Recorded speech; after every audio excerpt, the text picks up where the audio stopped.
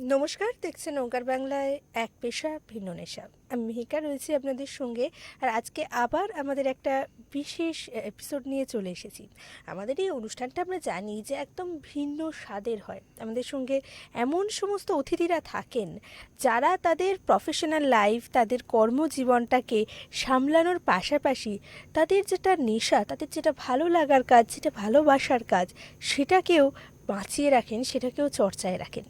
কীভাবে তারা তাদের ওয়ার্ক লাইফের সাথে প্যাশনটাকে ব্যালেন্স করে চলেন, কীভাবে এত দিন ধরে এত কিছু সামলে রাখার জোশটা পান, সেই নিয়েই কিন্তু আলোচনা হয় আমাদের এই বিশেষ অনুষ্ঠানের সঙ্গে। আরও আড্ডা থাকে, গল্প থাকে।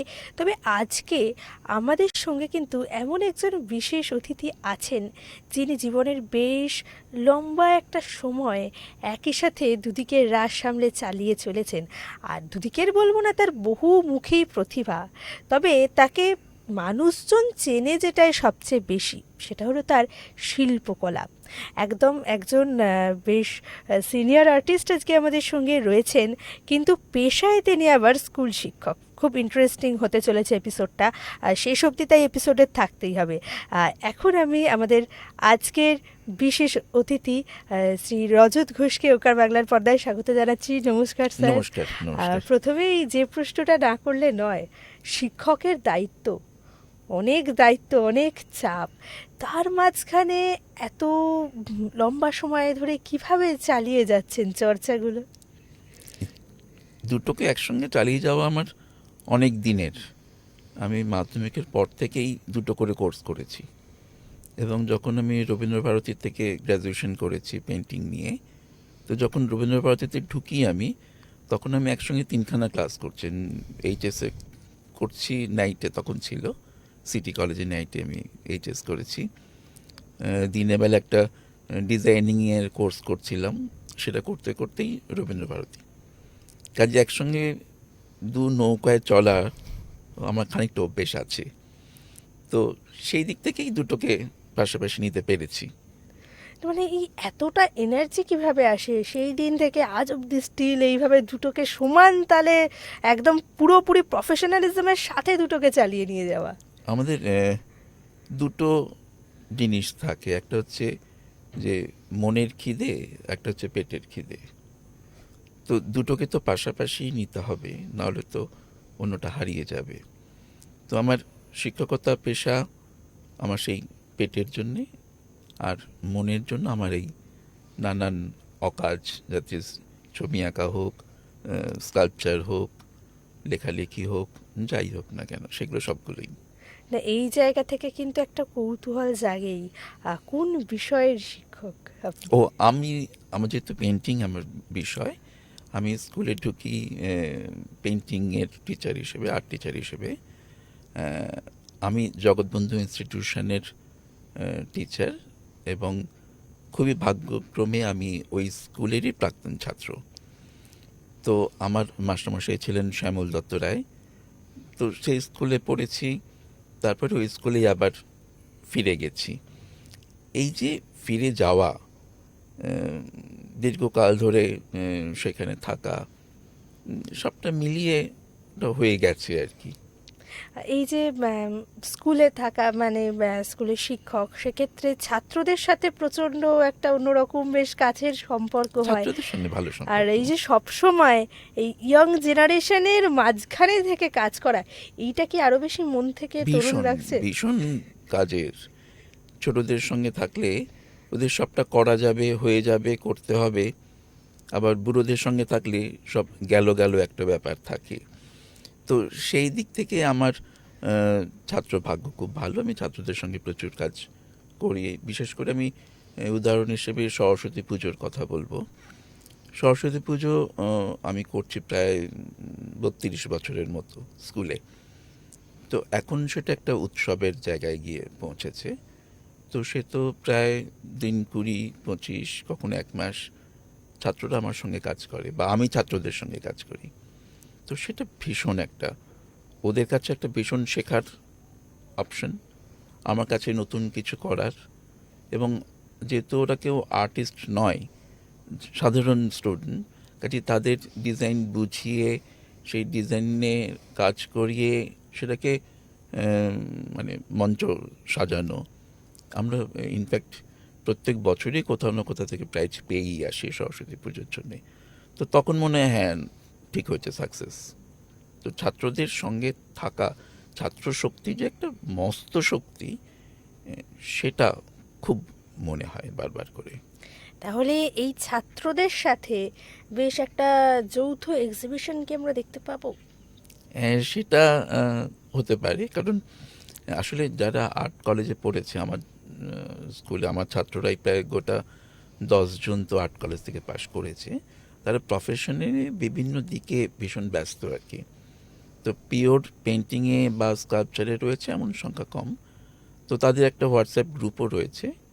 তো সেখান থেকে হয়তো আগামী দিনে, আমার অবসর খুব সামনেই, 1 মাসের মতো আছে, তো তারপরে হয়তো সেই দিকটা এগোতেও পারি। না, আমরা কিন্তু এটা নিয়ে অত্যন্ত আশায় থাকলাম এবং আগাম শুভেচ্ছা থাকলো, কারণ ছাত্র শিক্ষকের এই রকম যৌথ প্রচেষ্টা, একটা এটা পরম্পরা। বোধহয় সবার, আর সত্যি কথা বলতে যারা শিল্পপ্রেমী তাদের সবার কাছে না এটা খুব এক্সাইটমেন্টের একটা বিষয় বোধহয় থাকে। একসাথে গিয়ে মাস্টারমশাই এবং ছাত্রছাত্রীদের কাজ দেখবো, একটা আলাদাই মেলবন্ধন থাকে একটা বিষয়টার অবশ্যই মধ্যে। অবশ্যই সেটা একটা এই ভালো যে লাগার। কথার ফাঁকে ফাঁকে শুনলাম আর কিছুদিন পরেই রিটায়ারমেন্ট, হুম। কোন জিনিসটা স্কুলে সবচেয়ে বেশি মিস করবেন? অনেক কিছু, কারণ আমার সঙ্গে আমার স্কুলের সম্পর্ক প্রায় 42 বছরের। কারণ আমি ওখানে পড়েছি 10 বছর, তারপরে প্রায় 32 বছর ওইখানে শিক্ষকতা। কাজেই আমার মানে সুষুম্নায়, আমার স্নায়ুতে জগৎবন্ধু নামটা জড়িয়ে আছে। কাজেই অনেক কিছু মিস করব। আচ্ছা, বেশ, স্কুল নিয়ে অনেক কথা হলো, এরপর একদম আসল জায়গাটায় ঢুকি। রজতবাবুকে যে দিক দিয়ে সবাই সবচেয়ে বেশি চেনে, মানে নামটা শুনলেই প্রথমে কিন্তু অসাধারণ কিছু স্কাল্পচারের কথা সবচেয়ে আগে মনে পড়ে। একদম অন্য ধাঁচের স্কাল্পচার, যেটা আমরা দেখেওছি এর আগে, টেলিক্যানভাসেও সেই নিয়ে বেশ কথা হয়েছে একদিন। তো এই যে স্কাল্পচারটার প্রতি একটা আলাদা ইন্টারেস্ট, এটা কোথা থেকে তৈরি হলো? আমার রবীন্দ্রভারতীতে আমি পড়েছি পেন্টিং নিয়ে। তো তখনও আমার স্কাল্পচারের নম্বর বেশি ছিল, কিন্তু সেটা হয়নি। তখন পেন্টিংয়ের উপরে বেশি মনে হয়েছিল। পরবর্তীকালে মনে হচ্ছে স্কাল্পচারটা করলে হয়। তো টেরাকোটাটার একটু সুবিধা ছিল, বাড়ির কাছে এক জায়গায় মাটি পাওয়া এবং সেখানে পোড়ানো। তো সেই জন্যেই, যেটা ছোঁয়া নেই, করা ছিল না, সেটার ওপরই বেশি নজর দিয়েছিলাম। তো এখন সেটা বেশ ভালো লাগছে। সত্যি আমাদেরও কিন্তু অসাধারণ লাগছে, আমাদের বেশ ভালো না, আমাদের অসাধারণ লাগছে। আর আজকে রজতবাবুকে আমাদের সাথে পেয়ে আরও ভালো লাগছে, যে এত রকম যে গল্প এবং আলাদা আলাদা ধরনের। হ্যাঁ, এর মাঝখানে কিন্তু আরেকটা জিনিস জানিয়ে রাখা দরকার। এই ছবি আঁকা, স্কাল্পচার এবং শিক্ষকতার পাশাপাশি আরও একটা বিশেষ বিষয় আছে, সেটা হচ্ছে লেখালেখি। কোন জনারে মোটামুটি লেখালেখি করা হয়? এমনি তো কবিতার ওপরে তো রয়েছেই, কারণ ওটাই সহজ একটা বোধ, যেটা রঙে বা মাটিতে প্রকাশ করা যায় না সেটা শব্দ দিয়ে, বা যেটা শব্দ দিয়ে যায় না সেটা মাটি দিয়ে বা রং দিয়ে। তো সবকটা মিলিয়েই একটা নতুন প্রকাশের মাধ্যম। তো সেটা তো রয়েছে। এছাড়াও আমি কাজ করছি এখন বাংলা অক্ষর নিয়ে। বাংলা অক্ষরের কম্পোজিশন, বাংলা অক্ষরের গ্রামার, সেখানে গোল্ডেন রেক্টেঙ্গেল এসছে যেমন, তার একটা বর্ণের বিশ্লেষণ, বর্ণের ওজন, তার এই সমস্ত নানান দিক নিয়ে বাংলাতে কাজটা খুব একটা নেই, তো সেটাই করার চেষ্টা করছি। খুব ইন্টারেস্টিং বিষয়টা। তবে এই যে লেখালেখির শুরুটা কিভাবে হয়েছিল? লেখালেখির শুরুটা আমার মাস্টারমশাই ছিলেন স্কুলে জ্যোতিভূষণ চাকি। তো স্যারের কাছে যাওয়া বা বিভিন্ন বিষয়ে কথা বলা, হঠাৎ উনি একদিন বললেন, তুই কিছু লিখিস না? আমি বললাম, হ্যাঁ লিখি। তো দেখাসনি তো? তো আমি স্যারকে লেখা দেখাবো এত আসপর্দা আমার তখন ছিল না। তো দেখে দেখে বললেন, না লেখা তো ভালোই হয়েছে, তুই চেপে ফেল। তো ওটার ভূমিকা করে দিলেন উনি, কবিতাগুলো দেখে দিলেন, বানান ঠিক করে দিলেন। যেটা তখন খুব অভাব ছিল বানান ঠিক করার ব্যাপারটা। তো সেইভাবে আমার প্রথম কবিতার বই বেরোলো, এবং আমার আরেক টিচার শানু লাহিড়ী ওইটার পাতায় পাতায় ছবি এঁকে দিয়েছিলেন। তো সেটাও আমার কাছে একটা পরম পাওয়া, যে আমার বইতে শানুদি ছবি আঁকছেন, জ্যোতিভূষণ চাকি সেটা এডিট করছেন। তো এখান থেকেই শুরু। সেই কিন্তু আবার আমরা ছাত্র শিক্ষকের ছাত্র মেলবন্ধনে ফিরে শিক্ষক, গেলাম।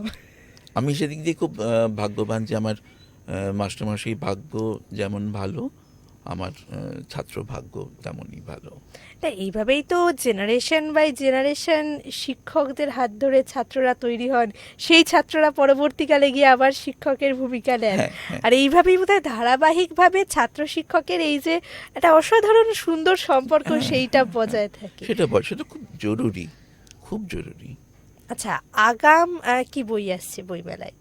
উম, সেইভাবে আমার ওই অক্ষরের বইটার প্রায় শেষ পর্যায়ে। তো সেটা নিয়েই একটু নাড়াচাড়া করা, কোনো একটা পাবলিশারের সঙ্গে কথা বলা, তো তারপর সেটা নিয়ে এগোনো আর কি। আচ্ছা, এই প্রসঙ্গে একটা একটু অন্যরকম প্রশ্ন করি।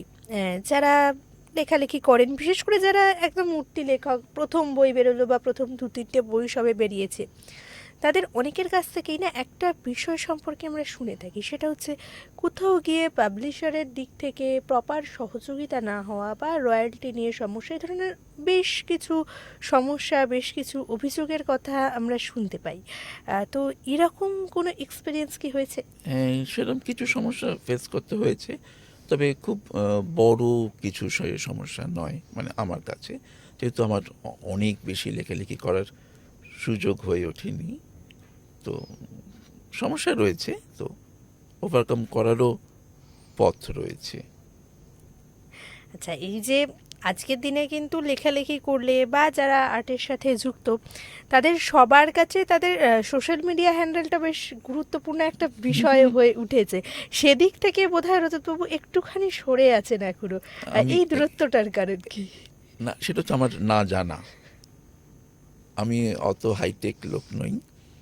তো এই স্কুলে চাকরি করা এবং একটা প্রাথমিক বিভাগের দায়িত্বে রয়েছি, তো সেই সূত্রে কম্পিউটারে কাজকর্ম করতেই হয়। তো তখনই ছাত্রদের জিজ্ঞাসা করা, এটা হয়ে গেছে কি করবো রে, ও বলে আপনি এটাকে এইভাবে করুন। এই করতে করতে একটু এগোনো, তবে ওটা আরও প্র্যাকটিস করলে হয়ে যাবে।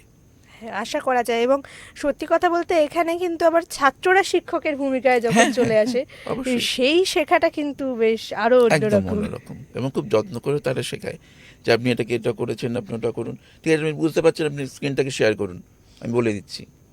তো সেই শেখানোটাও বেশ ভালো, কারণ অবশ্যই যে ছাত্ররা আছে বলেই এত কিছু করতে পারি। যেটুকু সোশ্যাল মিডিয়ায় নাক গলাই, সেটা ওদের দৌলতেই। মানে ছাত্ররা জীবনের একটা বিশাল জায়গা দখল করে আছে। এটা তো আমাদের মানে টিচারদের তো পাওনা বলতে এইটাই, যে তাদের ছাত্ররা তাকে বয়ে নিয়ে যায়। এই বয়ে নিয়ে যাওয়াটা খুব জরুরি, কেননা আমি যা পেয়েছি আমার মাস্টারমশাইদের থেকে, সেগুলো কিছুটা আমার মধ্যে থেকে, কিছুটা আমি তার মধ্যে মিশে গিয়ে সেটা আমি আমার ছাত্রদের কাছে দিচ্ছি, সেটা ওরা ধারণ করছে।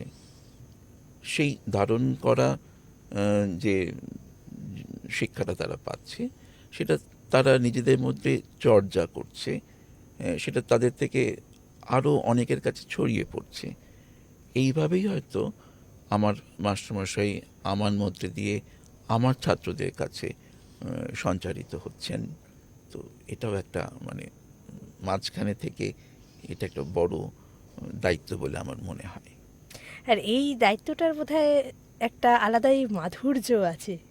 হ্যাঁ, একদম মন থেকে সবকটা পদক্ষেপ হয় বেশ। যখন কোনো কবিতা পড়াচ্ছি, উম, যে একটা ইমেজারি, তো যে আমি তো বেশ ভাবতে পারি মনে, বাগদি বুড়ি সে শাক তুলছে এসছে, তো এই যে ছবিটা যদি আমি ছাত্রদের দেখাতে না পারি, তাহলে তো আমার পড়ানোর কোনো মানে থাকে না।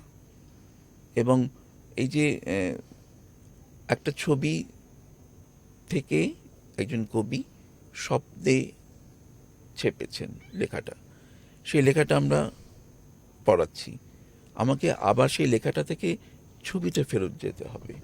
এই ফেরত গেলেই তারা বুঝতে পারবে যে ছবিটা আবার তাদের কাছে গিয়ে পৌঁছলো। যে ভালো ছেলে, সে খুব ধীর স্থিরভাবে বুঝতে পারছে যে একটা বাগদি বড়ি এসছে, খুব আস্তে আস্তে সফটলি সে পাতাগুলোকে ছিঁড়ছে, তার ঝুড়ির মধ্যে রাখছে, নিয়ে যাচ্ছে। আবার যে চঞ্চল, সে ভাবছে সে মুঠো মুঠো করে তুললো, ঝুড়ির মধ্যে ফেললো, ওটাকে কাঁধে নিল, নিয়ে বেরিয়ে গেল। এই যে দুজনের কাছেই একটা ছবি পৌঁছনো, যে যার মতো করে নেবে, এই পৌঁছনোটা খুব জরুরি কাজ একটা, যেটা মানে খুব মন দিয়ে করার চেষ্টা করি। কারণ নাহলে তো কবিতা পড়ার কোনো মানে থাকবে না, ওটা ছবি তো দেখতে শিখবে না, ছবি দেখবে তবে না ছবি আঁকবে। এই যে এক্ষুনি ছাত্রদের তথা শিশুদের মনস্তাত্ত্বিক দিক নিয়ে বেশ একটুখানি কথা হয়ে গেল, এই জায়গা থেকে কিন্তু একটা প্রশ্ন না করলে নয়। এত দীর্ঘদিন শিক্ষকতার সঙ্গে আছেন, বাচ্চাদের সঙ্গে আছেন, এবং এই যে বাচ্চাদেরকে আপনি বেশ অন্তর থেকে বোঝার চেষ্টা করেন, তাদের মতো করে এই যে প্রেজেন্ট করার ব্যাপারটা, এই জায়গা থেকে এই প্রশ্নটা। এখন কিন্তু বেশ কিছু ক্ষেত্রে দেখা যাচ্ছে খুব কম বয়স থেকে ছেলে মেয়েদের সাথে বাবা মায়েদের একটা চিন্তাভাবনার ক্ল্যাশ দেখা যাচ্ছে, একটা চিন্তাভাবনার বেশ দুজনের মিলছে না, একটা সমস্যা দেখা যাচ্ছে একদম বাচ্চাদের, একদম হয়তো ছোট বাচ্চাদের ক্ষেত্রেই। সেইটাকে ঠিক কিভাবে দেখবেন? মানে কোথাও গিয়ে কি বাচ্চারা নিজেদের মতো করে বিকশিত হতে চাইছে, সেইটাই বাধা পড়ছে, না কি বিষয়টা ঠিক? ছোটদের ওদের আমরা সবসময় বারণ করি, এই এত বারণ করার কোনো দরকার পড়ে না। অন্তত 2-4টে জায়গায় বারণ করা, 8-10টা জায়গায় ছেড়ে দেওয়া যে করো, কিন্তু তাতে কি হয়, ওরা বুঝতে শেখে এটা করবো এটা করবো না। এই যে সরস্বতী পুজোর যে কাজ করি আমরা, যে ওটা ওখানে লাগাতে হবে, গিয়ে লাগানো হলো, লাগানোর কেন লাগাবে, সোজা হচ্ছে কি না, তার কোনো একটা বেস কালার দরকার পড়ছে কি না, সেটা তাকে ভাবতে হবে। সেটা ভেবে সে করবে, তারপর আমাকে দেখাবে যে আমি এটা ভাবছি, এটা করবো। তো তাই যে ভাবনাটাও যদি আমি ভেবে দিই, তাহলে ওর আর প্রকাশ হয়ে উঠছে না। ছোটোবেলা বাচ্চারা যেটা করে যে এখন এটা করব না, একটু অন্যটা করি, মা বা বাবা যাই হোক যিনি সঙ্গে থাকেন, তিনি সঙ্গে সঙ্গে বলেন না এখন পড়ার সময় পড়তেই হবে। পড়াটা তো 3 মিনিট বাদে করলে, 5 মিনিট বাদে করলেও হয়। তো এটাতে আমরা খুব ছেলেদের, ছাত্রদের আর কি চেপে ধরি, সেটা মনে হয় অতটা দরকার নেই। আমাদের আজকের আলোচনা কিন্তু বেশ জমে উঠেছে, আর সত্যি কথা বলতে ভীষণ ইনফরমেটিভ আলোচনা। শিল্পীর জীবন, শিক্ষকের জীবন, ছাত্র শিক্ষকের সম্পর্ক, সেখান থেকে আবার শিশুদের মনস্তত্ত্ব, সবটা মিলে অসাধারণ একটা এপিসোড। এরকম এপিসোড শেষ করতে একবারেই ইচ্ছা হয় না, কিন্তু দুঃখজনকভাবে আমাদের সময় তো ধরা বাঁধা, তাই আমাদেরকে এবার এপিসোড শেষের দিকে এগোতেই হবে। রজতবাবুকে অনেক ধন্যবাদ, ওনার অত্যন্ত ব্যস্ত শিডিউল, তার মাঝখান থেকে আমাদের এতটা সময় দিয়েছেন। আর সবচেয়ে বড় কথা, খুব জটিল কিছু বিষয়, খুব জটিল কিছু সমস্যা খুব সহজভাবে, খুব মাধুর্যের সাথে কিন্তু আমাদের সামনে তুলে ধরেছেন। তাই আরও একবার অনেক ধন্যবাদ ওঙ্কার বাংলার তরফ থেকে, আর আপনাদেরকেও ধন্যবাদ এতক্ষণ ধরে আমাদের সাথে থাকার জন্য। আর অবশ্যই এরকম এপিসোড হলে তো থাকাই যায়, তবে হ্যাঁ, পরবর্তী এপিসোডগুলোতেও কিন্তু আমাদের সাথে থাকতেই হবে। খুব তাড়াতাড়ি আসছি আবারই এরকম ইন্টারেস্টিং একটা অন্য ধাঁচের, অন্য রকম গল্প নিয়ে একটা এপিসোডে। তার আগে আপনারা সবাই খুব ভালো থাকুন আর দেখতে থাকুন ওঙ্কার বাংলা। নমস্কার। নমস্কার।